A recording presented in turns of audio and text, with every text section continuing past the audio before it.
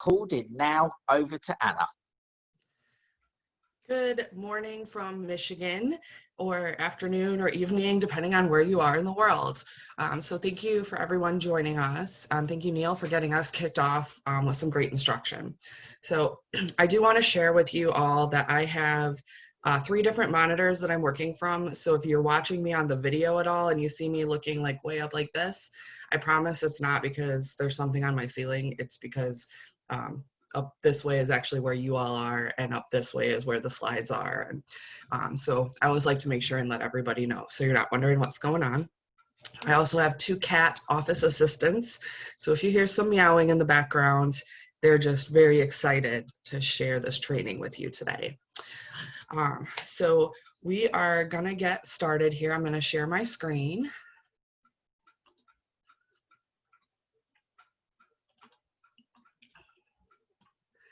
And I'm going to try to monitor the chat as we go along. So if there are questions or anything that comes up in there, we'll try to get those addressed for you. And please feel free to make comments or ask questions as we go along through the training.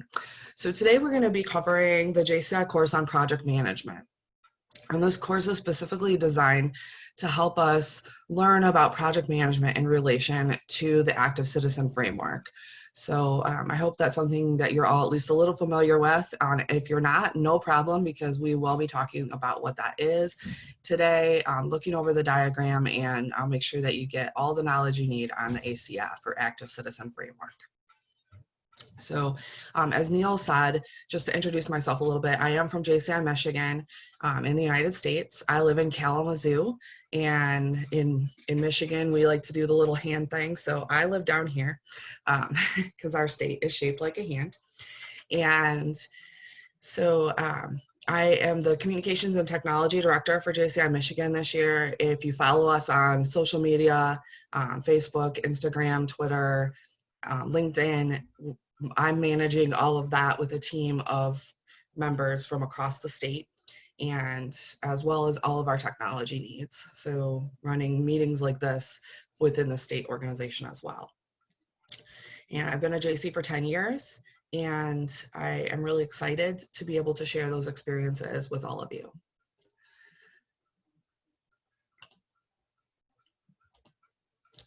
So as we talk about the course for today, there's a few things that we're going to make sure that we cover for you. So it's always a good idea to kind of know up front, what exactly is it that we're going to be learning for the day. So during the course, we're going to talk about defining project management. We're going to name and define a project, set some goals, talk about the project planning process, talk about how we execute a project, look at identifying and developing partnerships, and then kind of finish up with the evaluation process. So for those of you familiar with the Project Management Guide, or PMG, formerly known as the Chairperson's Planning Guide, or CPG, this course kind of outlines a lot of that same content that's found in that guide.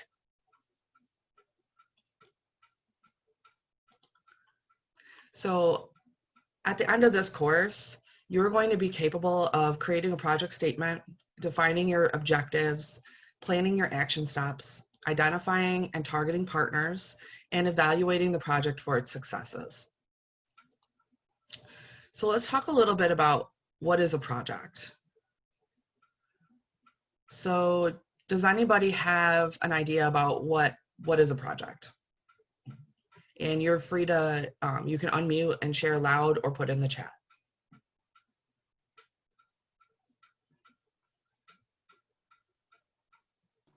I think project is a group of people want to achieve certain purpose so that they can work together. Okay. This is my Yeah, that's good. So we got a group of people coming together to achieve a common purpose. All right, any other ideas about what a project is?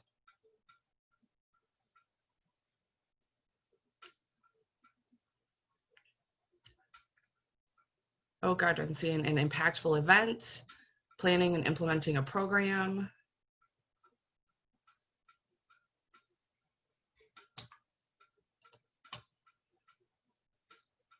So, yep, we've got some really good ideas going here about what a project is. So JCI defines a project in the JCI Impact course as the result of an intervention or action to change the current situation to an ideal future situation with a specific start and finish date and allocation of resources. So essentially, JCI is defining a project as something that we do to fix a problem. That really kind of brings it down to its core. So why do we need projects? Well, there's a few reasons. Projects help us clarify our objectives. They help us define activities. Having a defined project really helps us to leverage and distribute resources. It allows us to delegate responsibility, to communicate actions, and most importantly, projects allow us to create impact.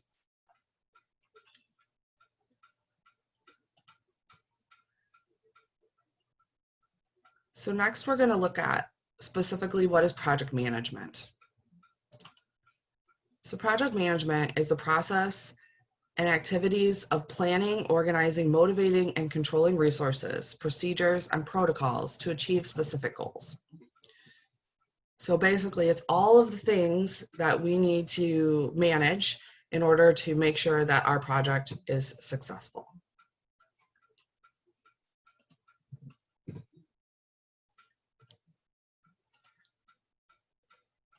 So why do we need project management? So a few of the benefits of project management are that it allows us to deliver maximum impact, to optimize our resources. It helps us avoid improvisation or scope creep. It helps us to focus the project team on the solution. Project management helps us achieve those goals that we've set and to be able to communicate the progress and any risks or changes. So as we look specifically at what project management is within JCI, it's going to be the process of discovering a community need through needs analysis, developing a project plan to address the need, engaging our partners, controlling the resources, and achieving that sustainable impact. So overall, project management within JCI is the process that allows us to take our idea from a concept all the way through the achievement of sustainable impact in the community.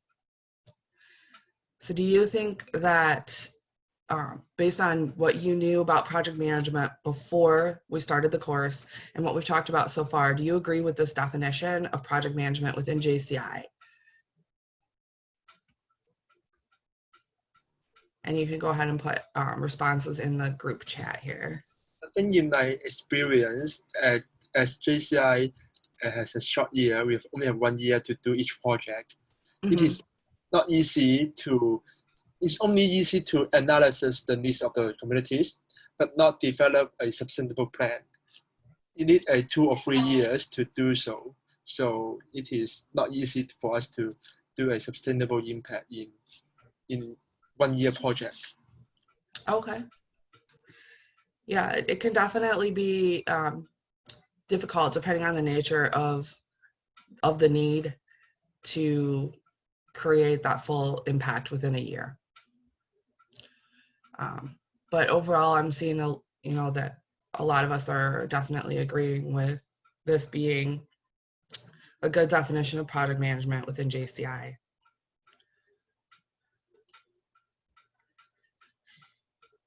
So the next thing we're going to talk about is the Active Citizen Framework. And so this is one of the tools that JCI uses to guide members in running projects. Another tool that this course doesn't specifically mention, but that I mentioned at the beginning, is the Chairperson's Planning Guide or Project Management Guide, that PMG form that helps us kind of go step by step with our project plan. So let's take a look at the ACF, or Active Citizen Framework. So within the ACF, there is always going to start with an analysis. So just kind of a quick poll, how many of us have taken JCI impact training? I know that it's being retired right now, but it's been available for a few years.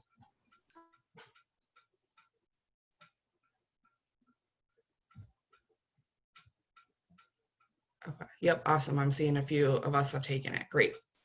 So, so we know that that course really pushes us through the Active Citizen Framework. So we're going to start with that, analyzing the community need. Oh, that's awesome. So many of us have taken it. That course was so impactful to me, JCI Impact, that I actually took it 5 times. So, but yeah, so we start with analyzing our community need, and then we're going to, after we've drilled down through that why, we take a look at, okay, we figured out like what is the root cause of the problem. So now we're going to look at how do we fix that? What ideas do we have to make that positive change? So then we start into the action phase of the Active Citizen Framework. So this is where we're going to be formulating that plan. We're going to be taking a look at who are our potential partners, what actions need to be taken, and to just kind of get things in motion. Then we go into the full action. So we implement our plan, we run our project. And then when it's done, we measure the results. So we want to take a look at what worked, what didn't work. And then we evaluate and report. So, you know, did we achieve our desired result? If not, what could we do better the next time, or what further actions need to be taken? And then we keep going back through that development and action phase until we get to the point where the evaluate and report says we have achieved the desired result. And so that Active Citizen Framework gives us kind of this circular pattern that we can go through each time we're taking a look at what kind of projects should we be running, what kind of needs are in our community.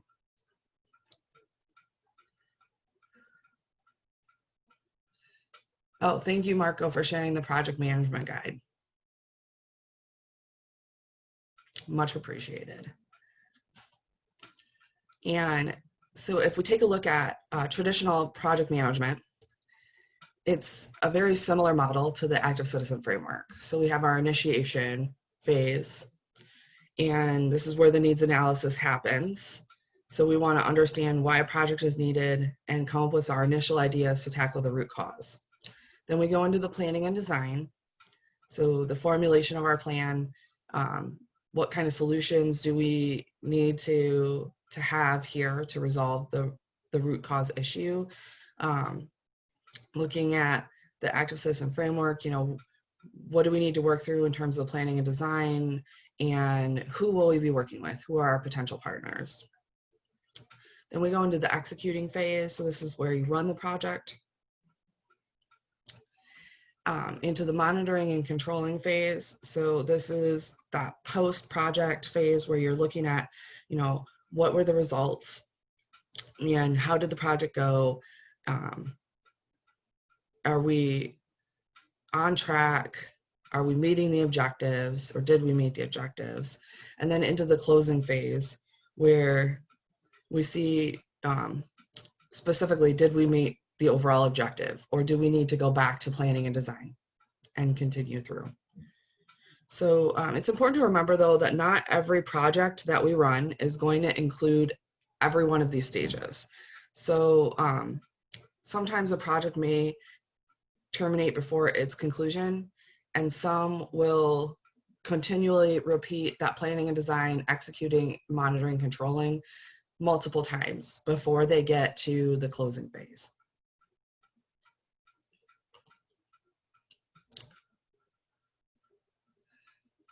All right.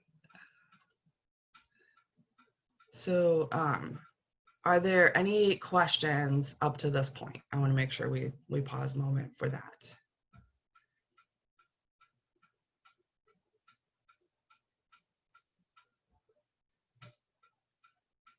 All right, nope, I'm seeing no questions. Awesome. So again, just a reminder, if you do have questions along the way, feel free to pop them in.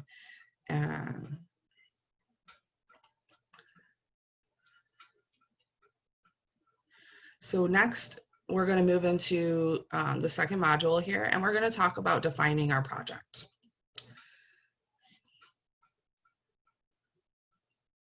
So I am going to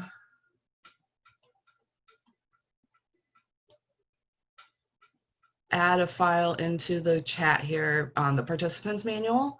So if you haven't downloaded it already from the skills development library on jci.cc, you can get it right here from the chat.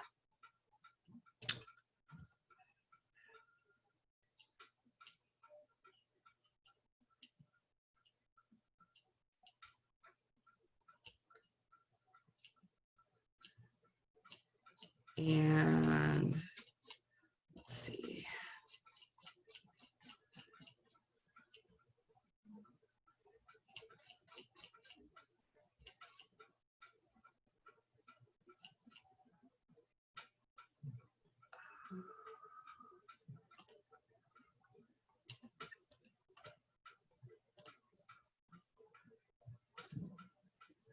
There is a project handout, and I apologize, I should have had this prepped before. It'll take me just a moment and I'll have that available for you.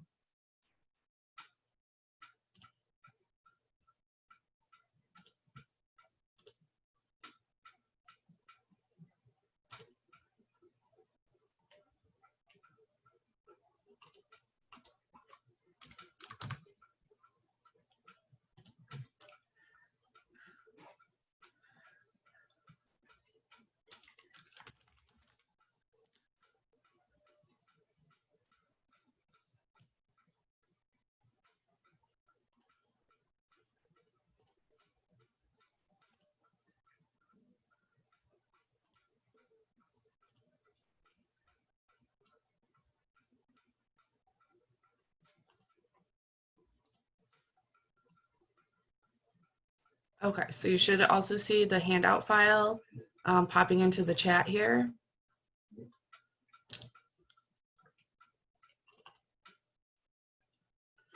And on this, there's going to be 3 pages in the document.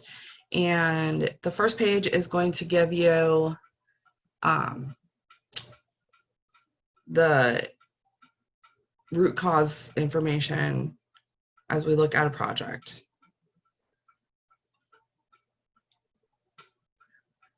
So has everyone been able to get that file downloaded?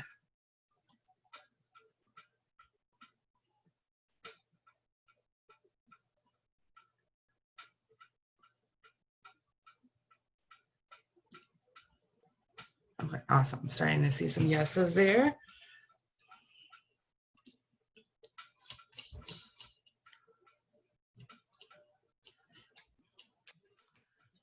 Okay, so we're going to break into teams of about 4 or 5, and I'm going to move you into breakout rooms for this.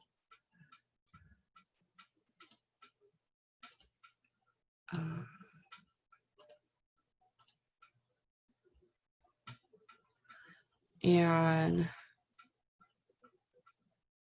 so as we go into the breakout rooms, you're going to pick a community need from the handout. And that is what you're going to be using to develop a project throughout the course to address that need.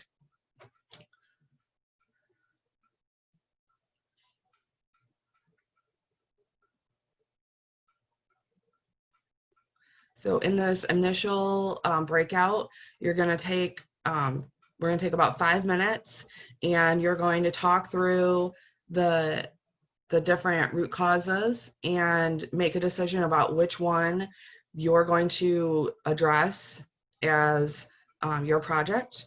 And then at a high level, start talking a little bit about what you want to achieve and what the young people are going to reach. So I'm gonna get you all ready for the breakout rooms here. It'll take just a moment.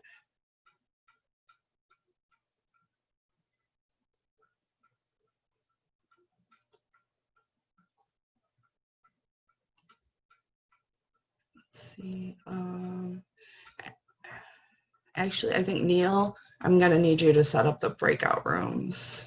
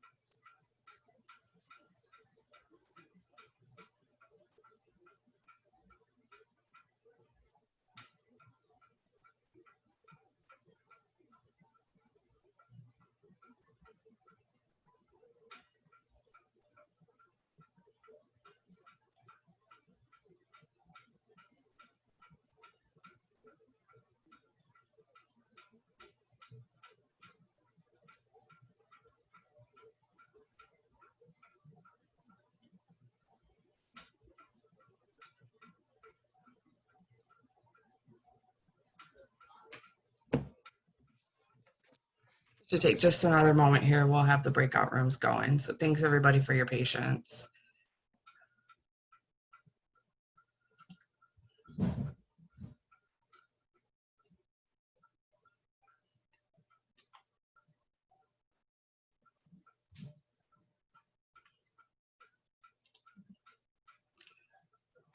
And while we're waiting for those to get going, we will just talk through a little bit here on the project.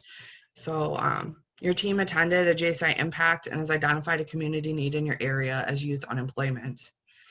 In your team's country, there are 743,000 young people between the ages of 16 to 24 who remained unemployed in the last quarter. You surveyed 100 young unemployed people in your local area and discovered that they are finding it difficult to secure a full-time permanent job for various reasons. So some of the reasons that were found as they did the analysis were that the young folks kept failing interviews because they had a lack of social skills, such as communication, negotiation, and conflict management, rather than just relying on their academic achievements. They didn't have a CV or curriculum vitae, a summary of their education and work experience. They had no experience or a lack of apprentice roles that were available to gain skills. There was increased competition for jobs and being turned down due to older, more experienced applicants. Education and training did not match job vacancies. So there were too many who were trained for the trades or beauty therapy when the jobs were actually in tourism and offices. They had a limited knowledge of different jobs and did not understand what their potential was. And so in our teams, then we'll be picking one of those reasons. So it looks like we're going to get those breakout rooms going out here in just one moment.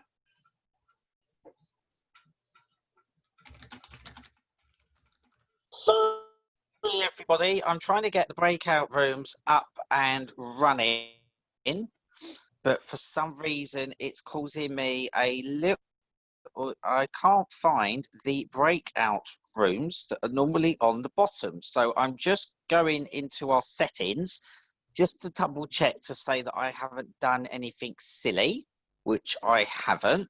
So what I'm going to do is I'm actually just going to hand it over to Anna and make her the host and see then if Anna can see it on the bottom. Okay, so sorry about that.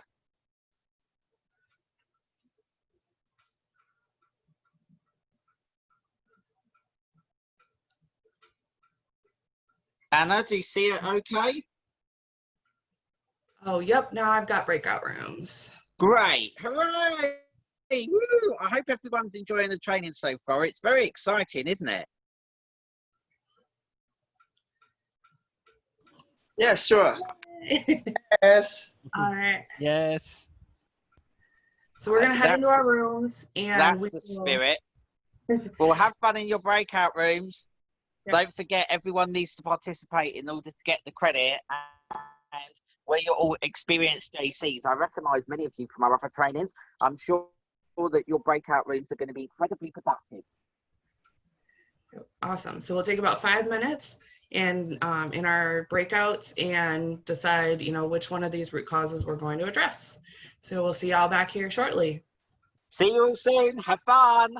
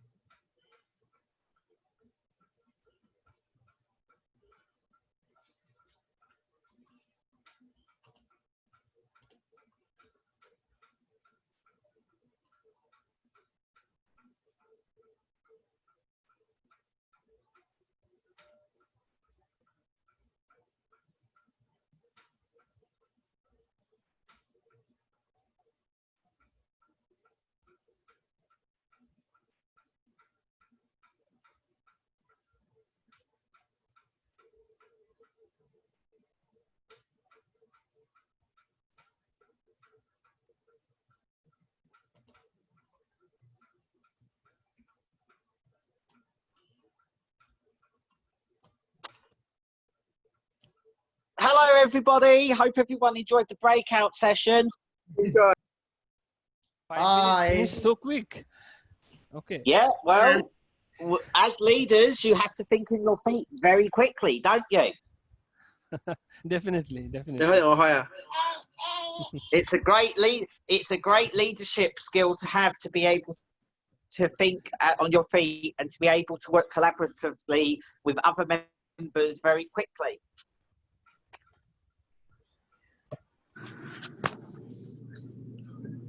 Yep, absolutely. So I'm so looking forward to finding out what everyone picked.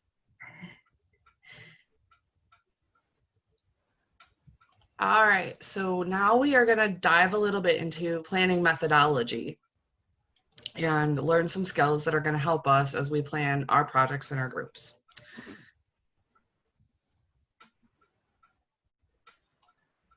So some simple questions that we ask when we are running a project and we're in that planning phase. We're going to start with the why. Why are we running the project? So we talk about the root cause of the problem. And then we move into the what phase. So what do we want to do? So we talk about our project concepts, and maybe we talk about a name for the project. So we start to define how we're going to solve the problem. So the next thing we're going to look at is, what do we want to achieve? So what are our objectives? What are our goals? And then we look at when. When is our project going to start? When is it going to finish? How long do we need to be able to manage the project and then run the project? So it's important to remember that a project starts when you start the planning process. So it's not just, on Friday, we're going to run this project. On Monday, if you're starting the planning for it, then Monday is actually the start of the project. And that the finish of the project isn't necessarily on Friday, we're going to run it from 10 to 2 p.m. So at 2 p.m. project's done. The finish happens when we've completed that analysis phase and we're in that closing phase. So those are important things to think about when you are looking at your start and finish times for the project. That encompasses all of the planning, when things start and all the way through the completion of the analysis.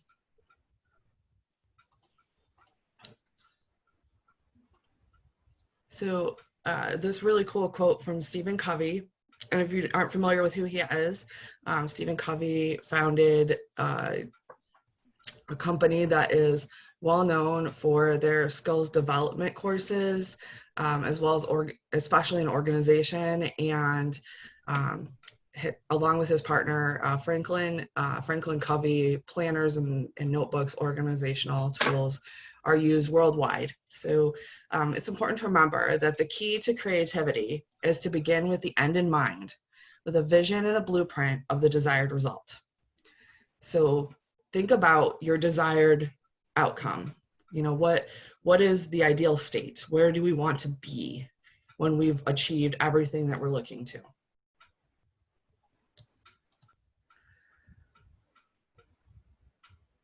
And this is important for us to think about as we look at our setting goals. So follow that start with the end in mind mentality. So we're going to do a little activity with that. And so we're going to break into our groups again and just kind of think about, you're at the end of the project and it's been a huge success. What does that look like?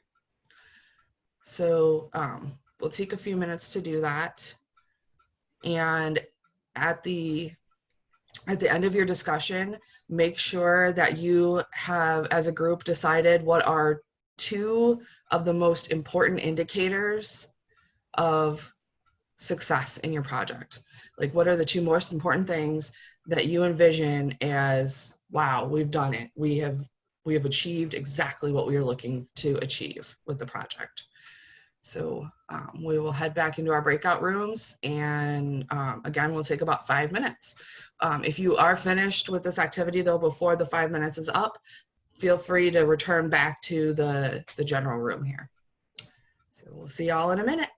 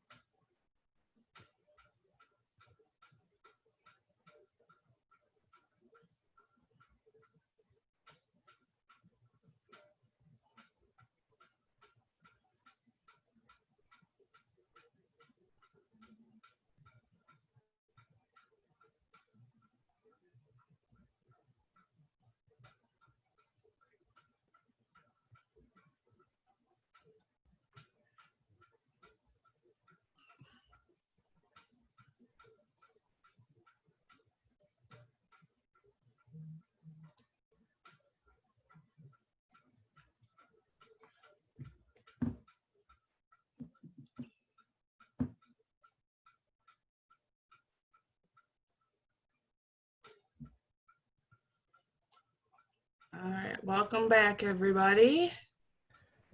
Yes, we are back. All right.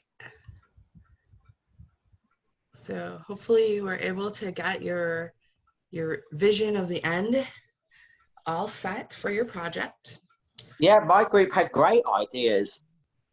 Very exciting. Awesome.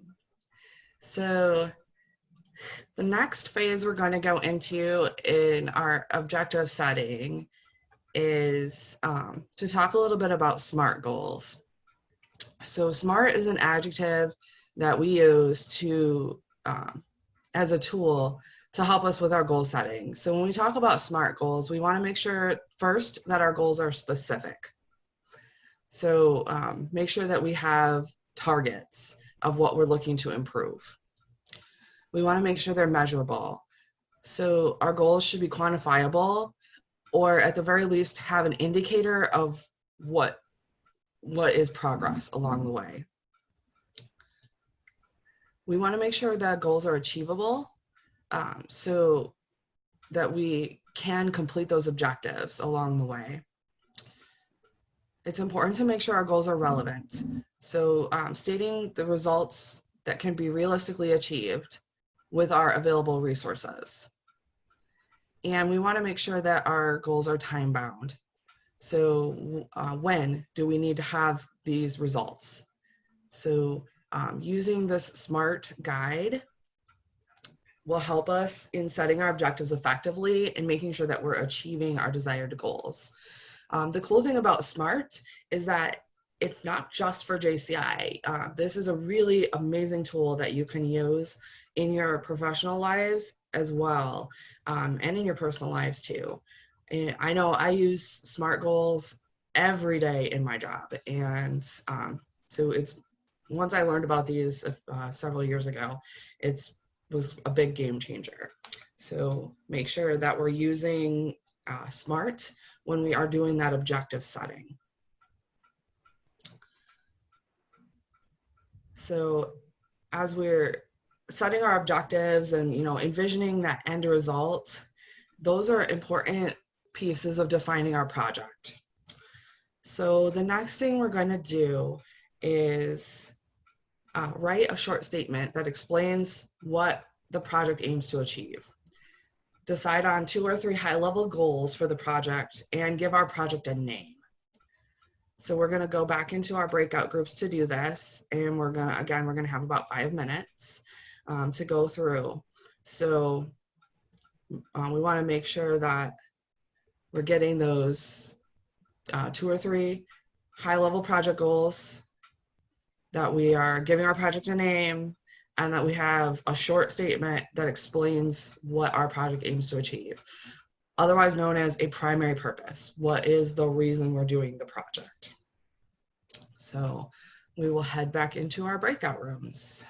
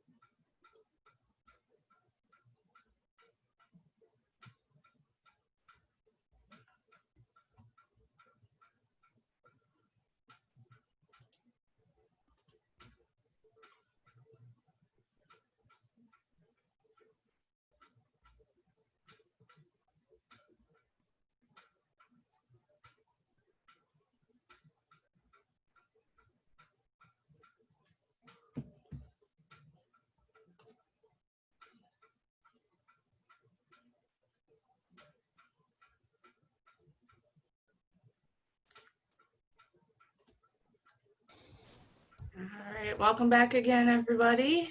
Thank you. We are back again. Yep, Time flies. 5 minutes is. it sure does.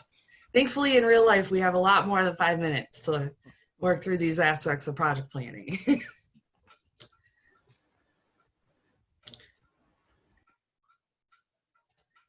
All right. So the next thing we're going to talk through is the brainstorming process.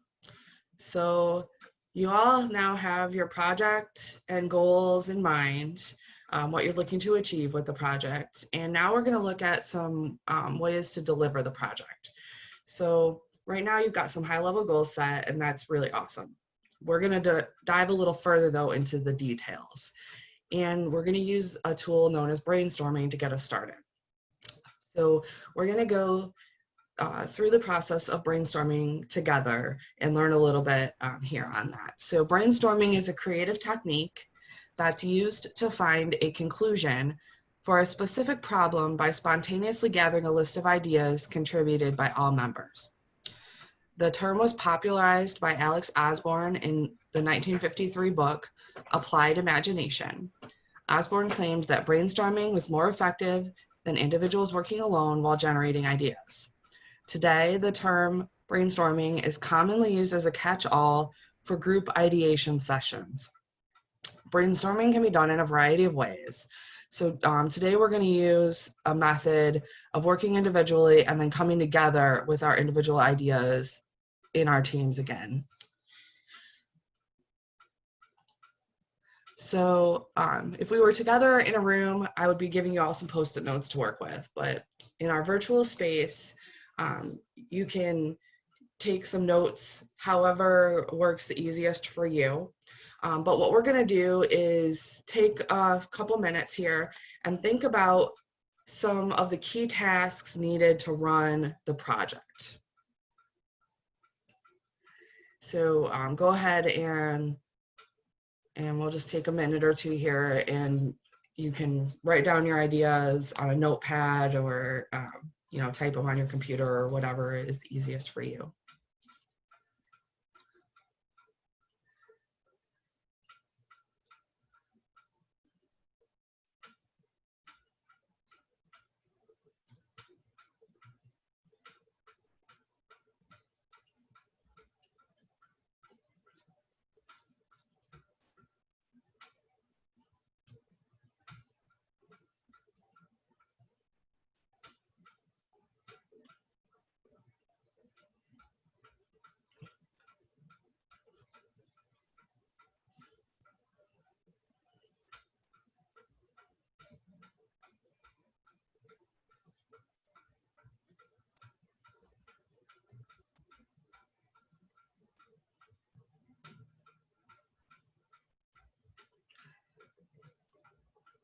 All right, and if you have ideas that keep coming, feel free to keep taking notes as we go along.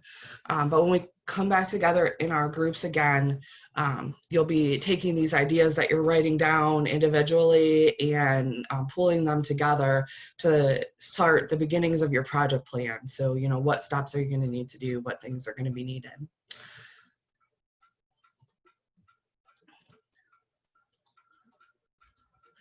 So the next tool that we're going to talk about, which is really helpful in the brainstorming process, is a Gantt chart.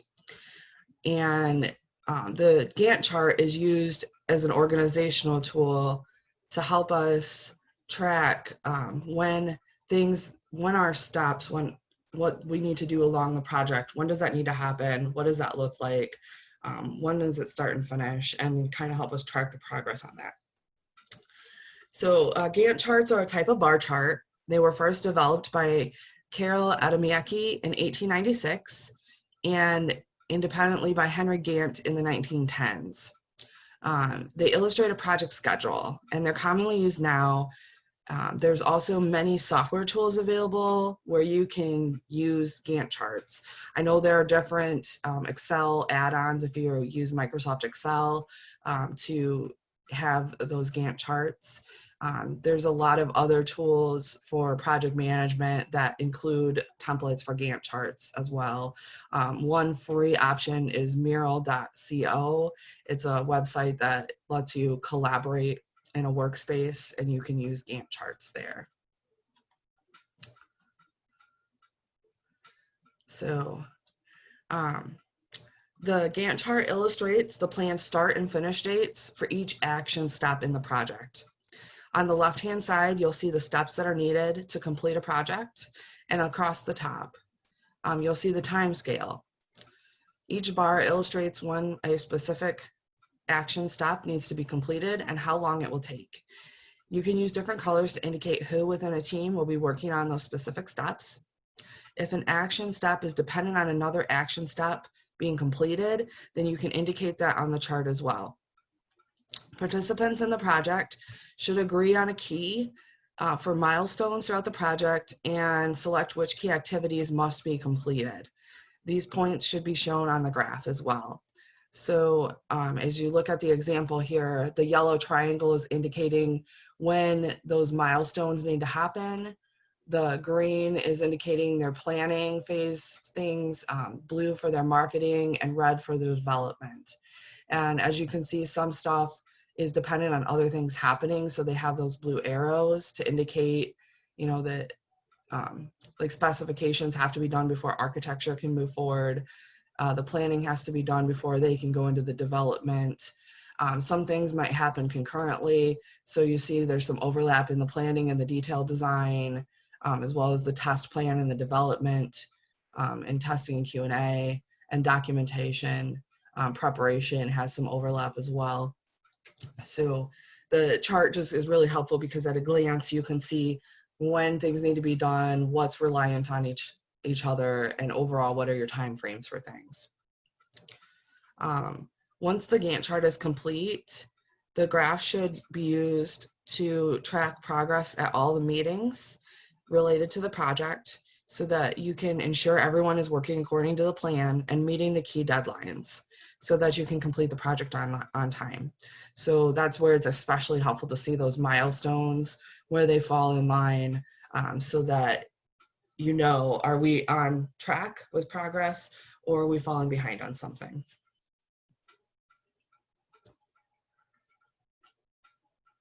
So in your groups, if we were together, we would have some flip chart paper and have you put together a Gantt chart. But I will just ask that, you know, within your groups, with the resources that you have available, you know, do your best to kind of put together a Gantt chart and to look at that timeline, you know, what are the stop activities and what's that timeline? So that's where the notes that you just wrote down with your individual ideas for stops are going to come in handy, because that's going to help you figure out what are the things that we need to do, and then look at what milestones are going to need to happen, and if there's any things that are going to be dependent on another, like, you know, do you have to finish something before you can move on to this next step? So I'm going to give you a little bit longer time for this, more than the 5 minutes. So we'll go with 10 minutes to kind of go through this and just put together as much as you can in that time frame. Any questions before we go into the breakout rooms?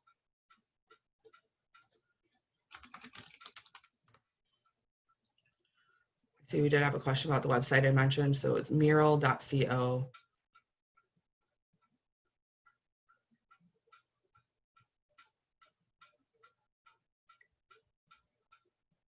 Super helpful. And if any of you know Jay Johnson from JCI USA, he's the one who told me about that site. So I'm gonna give him the kudos because it's awesome. So, all right, seeing no other questions coming forward at this time, I'm gonna pop you guys back into your breakout rooms. But if you do have questions, feel free to message me. Yeah. Excuse me. Yeah. And could you please send the link in the chat box so we can open it? Yep. Yeah, I will. Let me pull it up on my computer here. Just one second.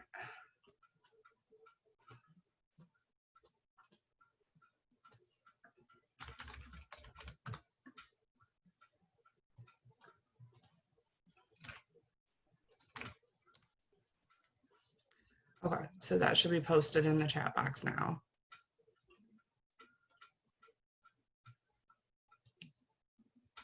All right, I will get you off into your breakout rooms and we will come back in 10 minutes.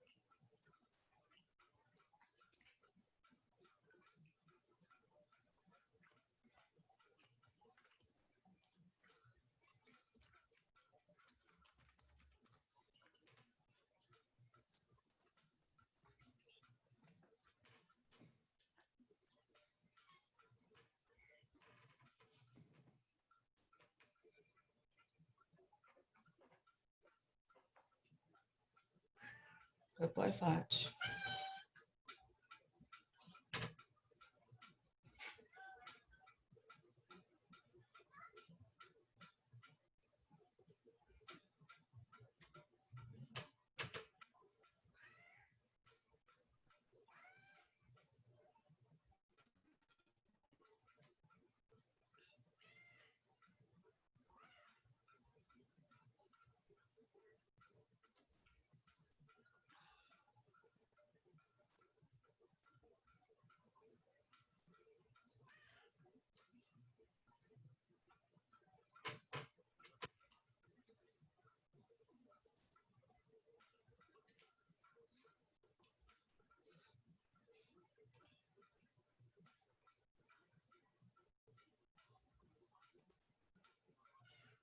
All right.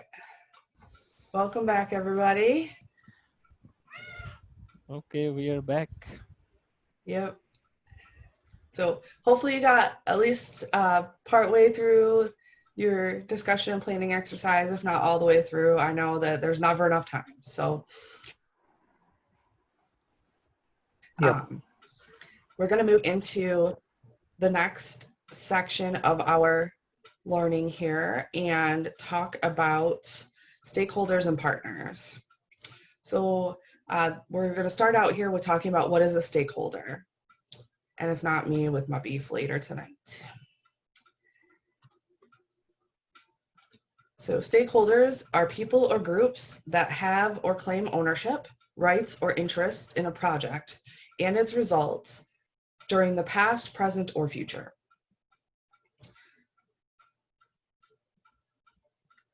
So as you think about the projects that you've been discussing in your groups, think about who the stakeholders would be for your projects. So it would, in our case, it'd be, you know, our project team, our partners. Think about who's affected by the project's outcome. So, you know, the members of our chapter, the public in our community, the sectors, different sectors of society, and who are our interested parties. So any vendors or contractors or other agencies that we're working with. And why do we want to work with partners? So partners bring different knowledge and resources to a project. They help us with collaboration, which can increase our impact and the sustainability of our projects. And you can work with partners at different stages of the project. So having a partner doesn't mean that they're necessarily going to be involved from start to finish. Different partners may be involved only in certain aspects of the project. So when we're looking at picking our project partners, it's important to think about our common goals and values. So the desired objectives of the JCI mission must match those of our partners. We want to avoid conflicts of interest. So we want to make sure that we acknowledge and discuss any conflicts of interest so that we're building trust and ensuring that they're understood between both parties. As we're working with our partners, it's important to ensure that we have defined clear roles and responsibilities and that those are agreed upon. We want to make sure that we understand the benefit to the partners of being involved in the project and that we're able to clearly communicate that to them. And that there's active communication between our JCI chapter and the partners that we're working with. It's also important to make sure as we're working with partners that we're using partners who are relevant throughout the life cycle of the project. So we want to make sure we're engaging them at the appropriate times. So in terms of our project,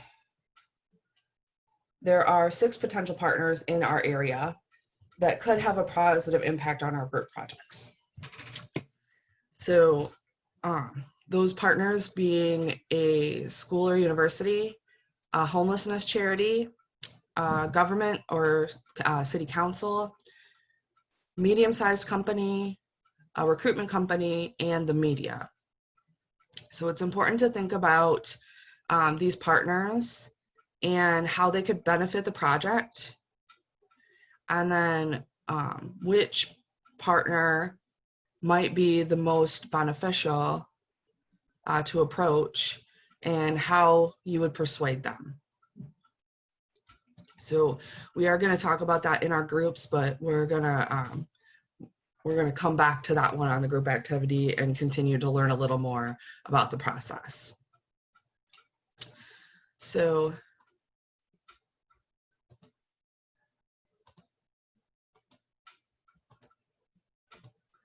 as we look at resources, our next section here, it's important to take a look at all of the resources that are going to be required for our project, to think about resources that we already have.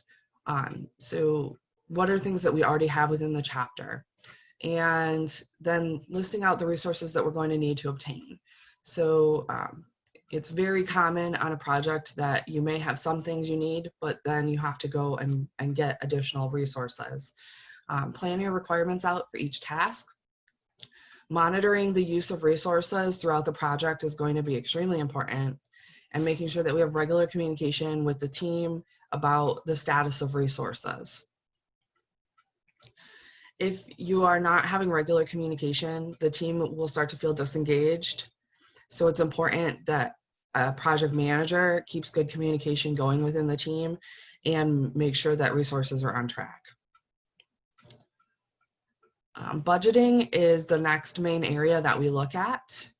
And budgets are extremely important for projects, even projects where there may not necessarily be a financial dollar income or outgo. There's still financial things tied to every project. So we want to make sure that we're planning a complete budget for the project, that we're monitoring our projections against our actual realizations, that we're reviewing progress and highlighting any challenges to stakeholders in relation to the budget, analyzing our needs, and analyzing the results. So when we look at the budget, it's especially important to remember that even items that are donated or that you already have those resources, they still have a financial value to the project. So an example might be if you are needing cups to serve beverages, but you have thousands of them in storage within your chapter. So you use the cups you already have rather than buying new ones. That's fantastic that you had that resource available, but you still want to record in the budget the value of the items that you already had, especially because you want to think about long-term. If this project was being recreated, now you've used those cups from your storage, so you don't have them anymore, and they're going to have to be purchased the next time around. So what is that going to cost? What's that value? So it's important to think about those things in relation to the budget, and not just we had to spend $10 on postage and $100 for the speaker and things like that. So even things that are donated or resources that you already have still have a financial implication to the budget. The next thing to think about in relation to your projects is risk analysis. So every time we do a project, there's always risks involved, and we want to take those into consideration. So it's important to take a balanced view and based on the probability impact of the risk. Ensure that high impact risks are addressed and controlled, and monitor risks and notify stakeholders if any are realized. So quite simply put, this is our what could go wrong. Like what could be our potential problems within the project. And it's really important because as we identify what those potential problems are, then we can also identify potential solutions should that problem arise. And that helps us to be more prepared in the moment and to mitigate risks so that we can try to avoid those potential problems or those risks from coming up.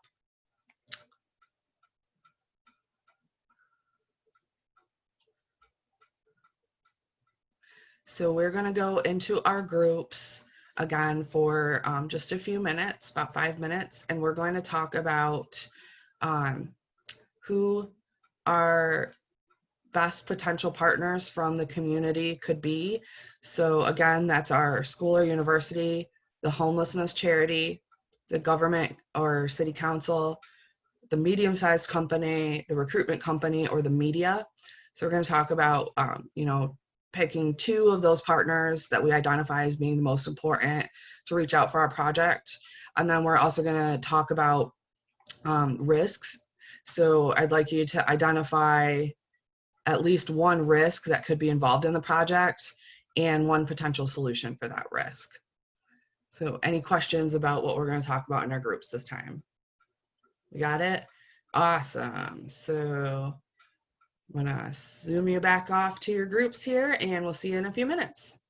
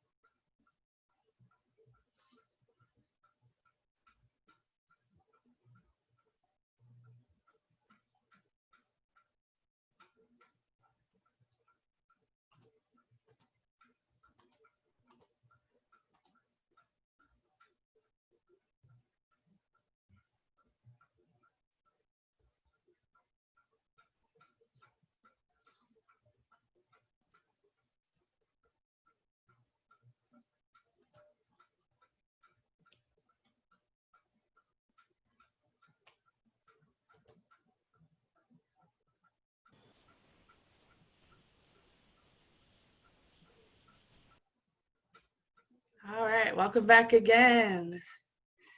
So it's kind of fun watching you all pop back up on the screen. So the next phase that we're going to go into is looking at why we monitor our results. So as we're going along in the project, why do we monitor what's going on? So one of the first reasons is to highlight unexpected results. So once the project is going, it might not be getting the expected results. So maybe we need to go back and correct something in the way that it's being conducted. Monitoring results helps us with our decision making. So we need information in order to be able to make informed decisions on the future of the project, so that we can decide if we should proceed or if we need to make changes. It helps us identify problems or unmet needs. So if we aren't reviewing our project regularly, problems could go unnoticed, and that could mean that our project becomes unsuccessful and we don't meet the outcomes. It's important to make sure that we're highlighting issues of sustainability, cost effectiveness, or relevance. So we may not have a large amount of resources available, and it's important that we are monitoring our results so that we can check along the way to make sure that the resources we do have are being used as efficiently as possible. And it helps us identify ways to improve our performance. So through that monitoring results process, we can decide if there's a better way to do something so that we are more effective in running the project.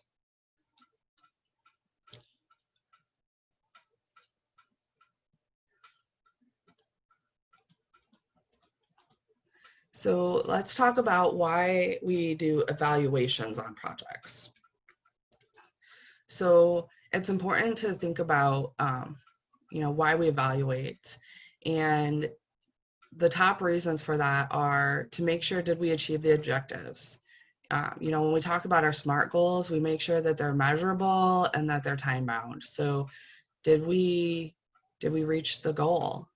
To look at our impact and our sustainability.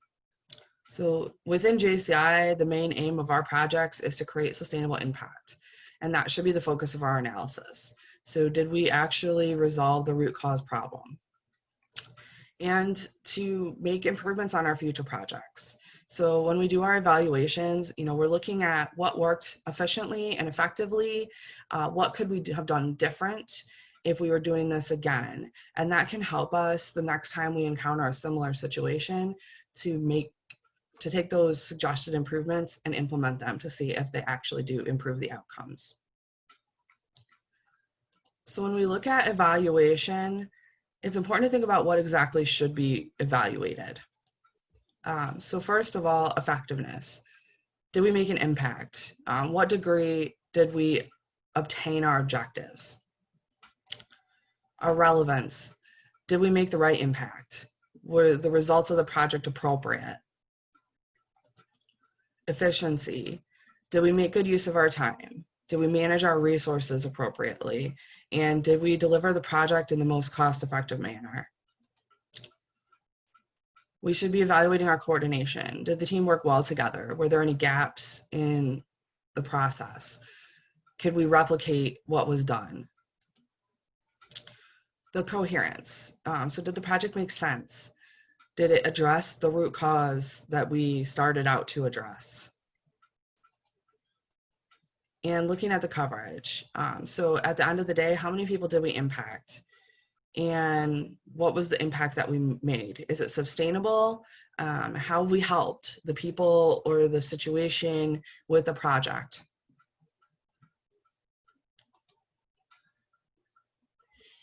And as we look at evaluating results, it involves the same skills as the monitoring process, but it's completed after the project is complete. So that's the biggest difference between monitoring and evaluation. And if you want to make sure you're getting objective results in your evaluation, involve impartial people. You can ask people who are of a neutral position in relation to the project to give you feedback. Sometimes having an external view can give you a fresh eye and perspective on the findings, and they're likely to be more impartial because they weren't involved in the planning and execution of the project. So once you've completed your evaluation, who needs to see it? So it's important to think about as we go, back to the beginning where we learned about stakeholders. That's who needs to see our evaluation. It's our project team, our partners who own the project. It's those who are affected by the outcome of the project, and those who are interested parties, those potential partners that we're working with, those vendors, contractors, and agencies. So the stakeholders come into play at the end here as well. So we're going to hop back in our groups for one last time. And I've got 2 activities that I want you to finish up. And we're going to take about 5 minutes. So I want you to think about you're halfway through the entire process of your project. What's going well and what isn't. And then just fast forward to the project is done. Did you achieve your overall vision? Have you solved the problem, or did you find that there was something that maybe you didn't do as well, or you need to go back and evaluate? So just kind of think through those and discuss in your group, if you envision, like, where are you halfway through the project and where are you at the end of the project? So we'll take a few minutes to do that, and then we will come back together.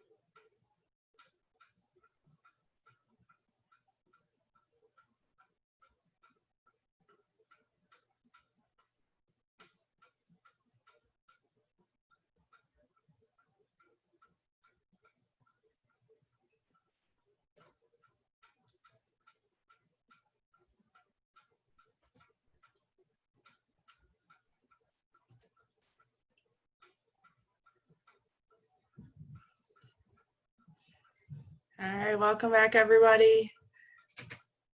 So Hi. thanks for working in your groups, and I hope that you all were able to talk through quite a bit and get some of a feel for the process of running a project, going through that planning phase, the evaluations, monitoring. So we are just about done with our training and our time here together this morning in Michigan, or evening or afternoon, wherever you are in your part of the world. But I do want to mention that JCI has a project gallery. If you haven't taken a look at it before, take some time to go out to jci.cc/projects. And this is a great resource where you can view projects that members have submitted, where they're actually making impact in their communities. You can also submit projects yourself into the gallery. JCI is always interested in having more project submissions. So if you've got something going on within your local chapter, you can work on getting that into the project gallery. So it's just another resource that's available to help us generating ideas. So as we kind of wrap things up in the course, today we talked about creating our project statement, our objectives, and planning our action steps, identifying and targeting our partners, and evaluating our project successes. So these are now skills that you've been able to develop and experience a little bit in our group work today to go through as you get ready to become excellent skilled masters at project management. And I saw we did have a hand come up. So if you want to go ahead and unmute and ask your question. Yeah. Hello, Anna. It's Mijash from Nepal, Hi, JCI Mijash. Patton, LP local chapter of JCI Patton. So as you were talking about updating it on the project side of JCI.cc, so I just wanted to ask, does it need to be approved by someone else in your chapter, or the nation chapter? So to the best of my knowledge, any member can submit a project into the project gallery, and then it gets reviewed by headquarters before it's published out. So if you have something that you want to showcase in the project gallery, go into jci.cc, into that project gallery, and follow the submission process to get that in there, and then headquarters will review it. Okay, because I've done it, and I guess it's been like a month. Okay. But it hasn't been reviewed, so I just wanted to ask, because is there any process regarding this? Are you the local chapter? Are you the local organization president? No, I am the IPP of the local chapter, but my president did it, but it's not being approved. So just wanted to ask. Yeah, so what you may need to do is to talk to your local president to see if it's sat with them. So sometimes, because JCI is very protocol heavy, what you'll need to do is ask your local president to log in to their JCI CC account and to check their messages, and also log in yourself and check your messages as well, because when you log in, it will show you in the corner if there's anything outstanding that you need to do for JCI. And that will also, on there in your notifications, it starts with skills development, then it says members, then it says programs, then it says projects. So you can scroll down and you can see the status of those projects.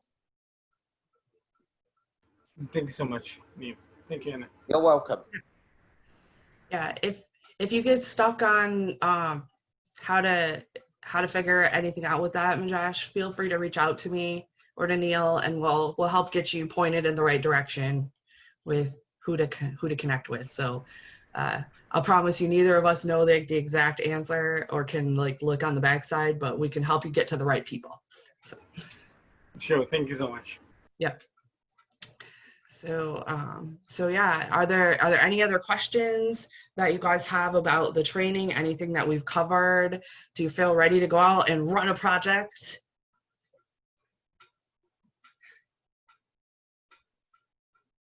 Awesome. Yay, I love seeing all this positivity. You guys are great. Well, I'll be really excited to see what awesome things come from these great JCI trainings. This is just one of the many opportunities that you can have to take a training, and it's really a cool aspect of the present world situation with our pandemic that we've been able to do these virtually, so we can have interaction with folks from different countries within the same training and all over.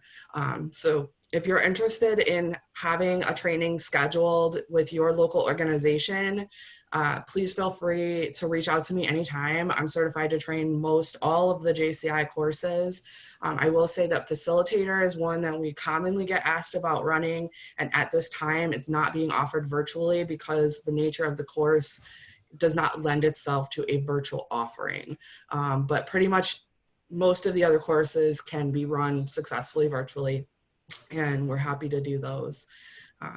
So I thank you all for spending a little bit of time with me during your day to learn about project management. And now you can take your ideas for those sustainable impact projects and get out there and make them happen within your chapters. So thank you all. We will be posting the link for our final check-in on Google so that you can get credit. As Neil mentioned at the beginning of our training today, please allow us a few days to get the attendance finalized, and then you will get an email that contains the slides and the video recording from today's session, and then you'll get that notification from JCI that the knowledge test is available for you to take. But please be patient with us and give us a few days to get all of that stuff wrapped up on our end so we can get it out to you. If you don't see it by this time next week, please feel free to reach out at that point and say, like, hey, I didn't see it come through, and we can check on things. But it'll probably be about midweek before you realistically expect to see something. I know that tomorrow, many of us are taking the opportunity for a day of rest in JCI USA, as we've had quite a bit going on over the last few weeks and quite a bit coming up again. So hang tight. I promise we'll get that stuff out there.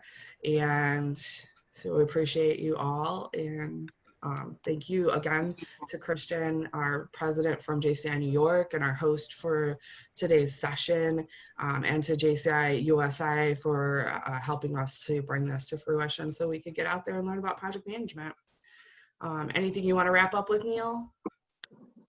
Just everyone give a virtual high five and round of applause to Anna. She's a fantastic trainer. We do really appreciate her. And join us tomorrow if you wish. I will be training on JCI social responsibility. So thank you very much. And that ends it. We're going to end the recording. Don't forget to fill out the Google form so that we know that you attended.